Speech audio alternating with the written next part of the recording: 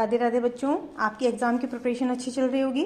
आज एक नया और इम्पॉर्टेंट टॉपिक पढ़ते हैं हम लोग, जो आपका एग्जाम में पूछा जाता है, क्लस्टोगैमी। ठीक है, क्लस्टोगैमी या इसको हम हिंदी में निमिलिता भी बोलते हैं। पहले हम इसको समझते हैं।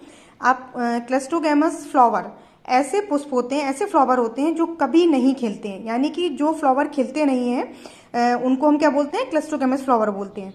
ऐसे पुष्पों में बंद अवस्था में ही परागकोश फट जाते हैं, जिसमें परागकण पुष्प की वर्तिकाग्र पर बिखर जाते हैं और स्वपरागण हो जाता है। ठीक है, तो इस प्रोसेस को हम बोलते हैं क्लस्टोगैमी।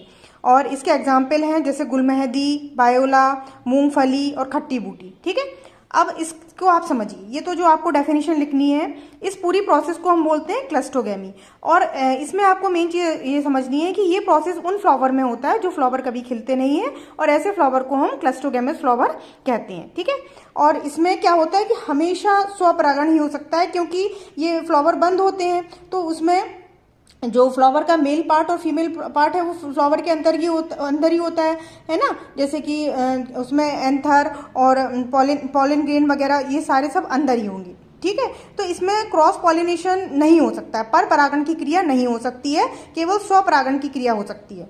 ठीक है, तो आप इसको अच्छी तरह से समझ लीजिए। और इस क्वेश्चन में एक तरह का ये भी पूछा जाता है कि क्लस्टोगैमी क्या है, क्लस्टोग्लैमस फ्लावर क्या है, और क्या इस तरह की प्रोसेस में पर परागण की क्रिया या क्रॉस पॉलिनेशन की क्रिया संभव है। तो आप इस सबको अच्छे से समझने के बाद में आप इसमें रीजन देंगी कि नहीं, क्योंकि ये फ्लावर खिलते नहीं है, और इसमें चूंकि पर परागण की क्रिया में जो पॉलिन ग्रेन का है दूसरे फ्लावर पर जाना जरूरी होता है, लेकिन चूंकि ये स्वपरागण की क्रिया हो सकती है, क्योंकि ये बंद रहते हैं और वो परागकण जो है बाहर नहीं जा सकते हैं। ठीक है, तो इसमें केवल स्वपरागण ही संभव है।